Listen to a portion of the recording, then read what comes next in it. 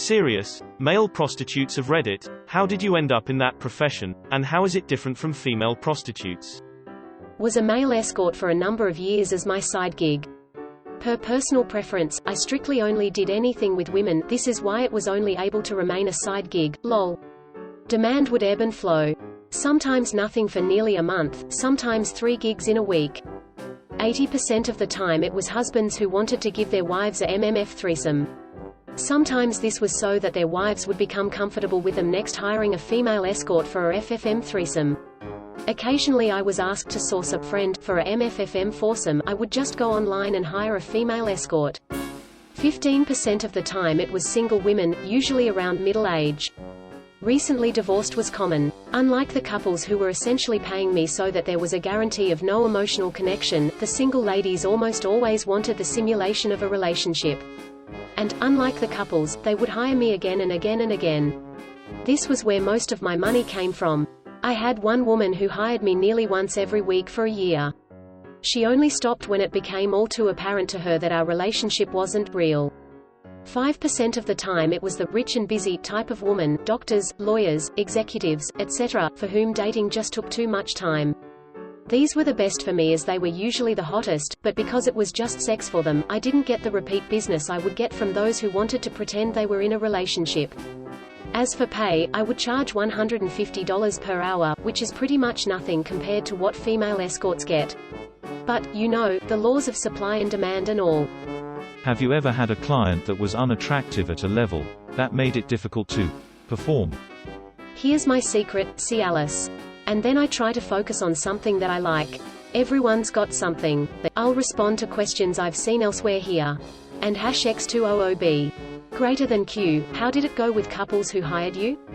Any negative reactions? A. I've only ever had one really negative experience with a couple, and that was when I was hired by the husband as a surprise. I bowed my way out of that situation as quickly as I could. Talk to your partner before embarking on any group sex adventure, people. Almost all couples seem to really love it, as far as I could tell. Typically these couples are hiring an escort because either 1. They're afraid of jealousy and want a guarantee that I leave, and or 2. They fear the stigma of group sex and want it to be as secretive as possible. From my own experience, personal and professional, and from talking with others, as long as both people in the couple are earnestly into the idea, there's almost never jealousy, in fact the opposite, compersion, the joy of your partner experiencing joy. Perhaps for this reason, poly couples and swinger couples tend to report a happier marriage, better sex satisfaction, a more fulfilled life, and greater attraction to, and more frequent sex with their own partner.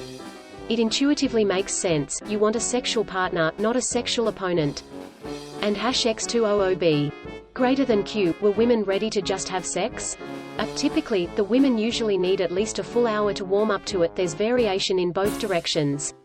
They need to be put at ease, see you're not a threat, find you funny and smart, feel a spark, etc. Most of the time, this is what they're actually paying you for. The quickest are usually couples who hire you for a threesome or foursome, but even there the woman usually needs to warm up to you. I built a repertoire of jokes that often aided with this. Having a master's degree, no tattoos, piercings, and a very polite demeanor has helped a lot. A lot of clients have said that they hired me because I seemed the least douchey and had the best grammar in my listing. And #X200B. Greater than Q, what's the biggest difference between male and female escorts? I've talked to some colleagues, and the biggest difference I would say is that most of my money came from women who wanted to simulate a relationship while most of their money came from guys who wanted a variety of women. Of course, we both had regulars, and we both had one-time dabblers, but our proportions were flipped. Also, for men, most of your requests are from men. Oh, and women get paid a lot more. And #X200B. Greater than Q, were most of your requests from men? Yes, over 90% of the phone calls I got were from men who insisted that for ladies only in my listing didn't mean anything. Okay, funny story. 2007, Great Recession. My brother was over the house, talking about how he lost his job and things are looking bleak. So I suggested putting an ad up on Craigslist as a male prostitute. For poos and giggles I told him, let's check out some of your competition. I poo you not, the first ad we clicked was our other brother. A family business. And here is some Netflix money for the screenplay. My ex, who has since passed, so I'm sure he won't care if I share, fell into escorting after dating a dominatrix. He would then drive her and others around as kind of security. Some of the doms asked if he would be interested, so he started taking some older women out as an escort and going home with them. He had a woman in another state that would fly him out whenever her husband was out of town. It was almost entirely all older married women that kind of referred their friends to him. In 0001 I knew a guy that did this. Same thing. Older married women mostly, though rarely young career-driven women that didn't have time to date. He said to do it you just needed a love for people and a cool doctor to prescribe you Viagra. Tears of joy. Was this while you were with him? How did you feel about it? He received some calls he didn't take during our time together, but to my knowledge he wasn't seeing anyone else clients, otherwise. He had done a lot of sketchy poo before I knew him, addiction, felon, and was a lot older than me, but it didn't bother me. I was a stripper, I was 18 and teetering in homelessness. Sometimes people would pay big money for extra services. Young, dumb and homeless. Hard DG were a deep hole for me. Dealer had a liking for me, traded sex for DG. Got in too deep and everything escalated from there. Eventually it got to a point where he'd D me up and sell me to his friends for a time. I am so sorry. How did you get out? Are you okay now? It was actually a client that kinda opened my eyes to what was actually going on and helped me run away, so to speak. I began drinking super heavy to cope and get through withdrawal. Met a religious family that took me in off the street and helped me clean up, get a job and so on. 7 years clean and have my own family and home now. Let's just say you'd be surprised how many people out there just want to give a blowjob. Seriously. I feel it's gotta be fairly similar in comparison to females though. Sad lonely people or that don't want the whole experience of either dating or relationships, and just want sex. A few years ago I was traveling for work, and I was using Grindr at the time. I was setting up our client's stuff in a big hotel ballroom and some of the people from the client company were hanging around.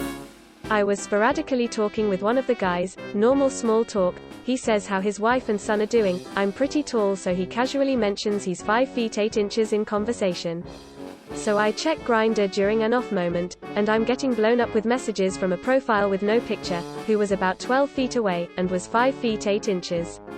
The whole profile and the messages he sent were about how he was a married guy looking to suck DK, no strings attached. Now my profile had my picture, so he knew it was me. Next week, new city across the country, same profile shows up again, 20 feet away.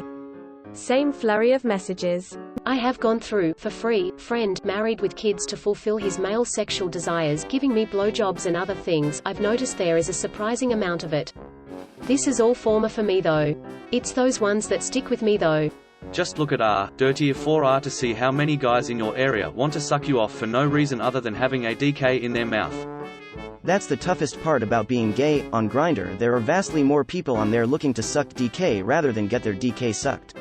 You'd think it'd be the opposite, but damn, the competition is stiff out there. I'm so happy, to both of you, to know that people get it.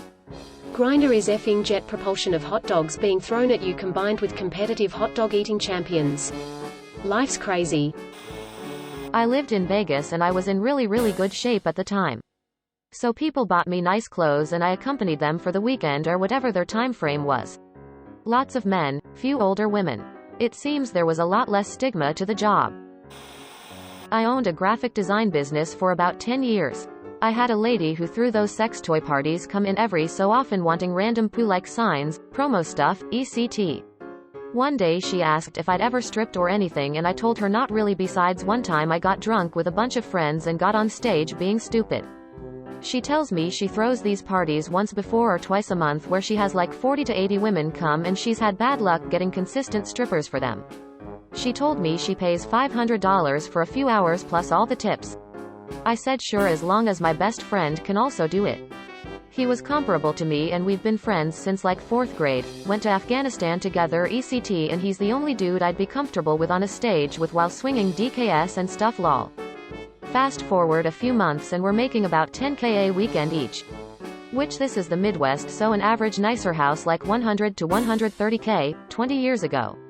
Did some crazy chicks for sure on the side.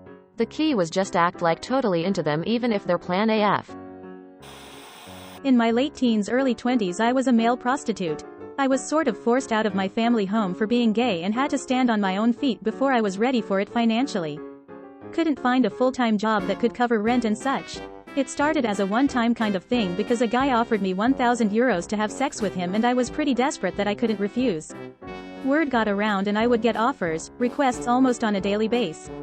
I could pick and choose my customers because I was young and attractive and I made at least $1,000 a week.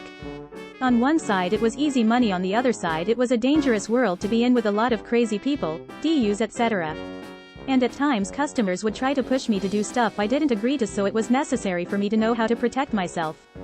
Overall it was a pretty good experience and got me through a financial and emotional tough time, and I was able to save up quite some money which paid for my university later on.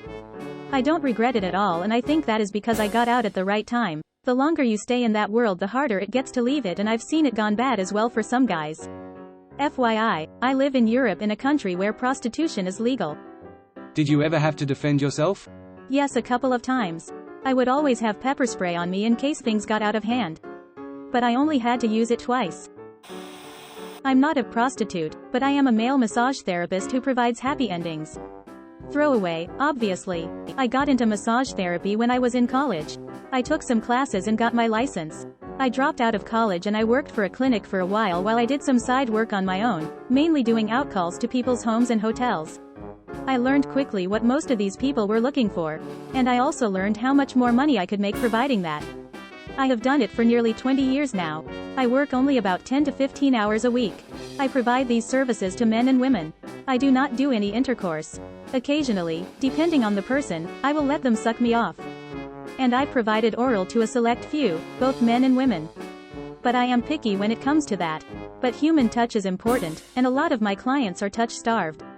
And it's not just single people. The majority of my clients are married men and women who have no intimacy in their marriage. I'm getting older now, and if you told me I'd still be doing this nearly 20 years later, I'd have scoffed. But I'm still in good shape, and I don't know how at this point to even do a real job. I don't think I'd function very well in a normal working environment. Plus, working full-time 40 hours a week sounds miserable and insane. Sometimes I get tired of doing it, and I take some time off. I am a good therapist though, regardless of the happy endings. I am trained in neuromuscular massage and Thai massage and also have a legit clientele that I only do clinical work on. That helps break it up. I do have periodic episodes of depression and problems with self-worth sometimes though. Has this profession lessened your enjoyment of personal sexual activities? I'd think you might be tired of the whole thing after a busy week of work. Yes, it has greatly affected my personal life. I have been single for many years because most people will not date someone in my profession. It also affects my ability to be intimate with others. I give so much of myself to clients that sometimes I have nothing left to give anyone else. So legit question, I hear about people finding massage erotic and are interested in happy endings, but I never have. A good massage makes me want to pass out. Is it a pretty even split between people like me and people who find massages erotic? Am I the minority? Is it split by gender? Well, that entirely depends on what kind of therapist you are going to. If you are going for erotic massage, it's pretty clear what kind of massage you're going to get. It's going to be sensual, fluid and lighter touch. If you're going for clinical massage, that is a very different ballgame. You're going to be going in with a different intent, pain management. That is not going to be a turn-on, usually. Not to say that my clinical clients don't occasionally get a hard-on. They do, but I ignore it, because that was not their intent going in. It's very important to do intakes before sessions so that the intent is stated and boundaries are set. 5 years in the profession. I was a serial client of escorts.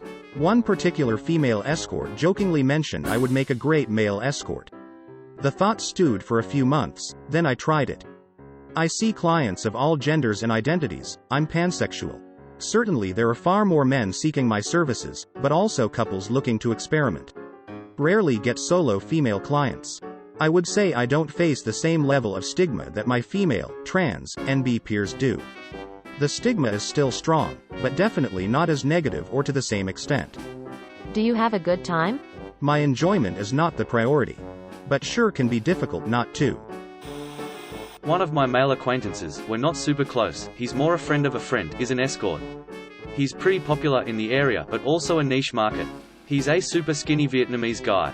I actually wonder if he has an eating disorder. Bro does not look healthy at all. He's like 5'10", 115 pounds.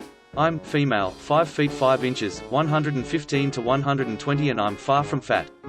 He's gay, not extremely masculine or very effeminate. College student. Honestly not sure how he got started. His claim to fame is he'll let guys bareback. Doesn't care. He's got some new STD every other week, takes PrEP so he's avoided HIV anyway. I have to wonder if he didn't get into a desperate position, or maybe it's a form of self-harm. Or maybe he just doesn't care. I guess everyone is adults and they know the risks, so if they're willing to accept it, that's on them. From what I've seen, here anyway, being a gay escort is far more socially acceptable than being a female escort. Also, I'm sure there are higher-end females here, but the few men I know are more put together, and often have another job. The women are homeless or close to, and usually trying to support a substance abuse problem. Greater than super skinny Vietnamese guy. Is he in LA and had a roommate from Montana? So, my time to shine. I've been a male prostitute since a few months. I ended up doing this because I didn't want a relationship. I don't like Tinder and endless chatting before meetups, but I do like to have sex. So I offered my services. I think the difference is I have max 1 client per month. There isn't that much need. The woman I see, 4 now, mostly want a nice evening. They want a gentle touch, someone who listens, someone who gives them all their attention. It isn't for sex. Edit. So, to clarify a bit, the women I see them as a sort of friends. I like to be in their company. One of them makes great food when I visit her. I don't want to be successful. I want to enjoy my life in the way I like it. It is difficult to find new clients, no trema, but I don't need other clients. I do it for fun, not for the money. The women choose what they pay me. They pay me an average of €200 per evening. Sometimes they buy me gifts or do my groceries, make dinner for me, stuff like that. I do have a real job. Monthly I have about €1,000 extra from them, gifts, cash included.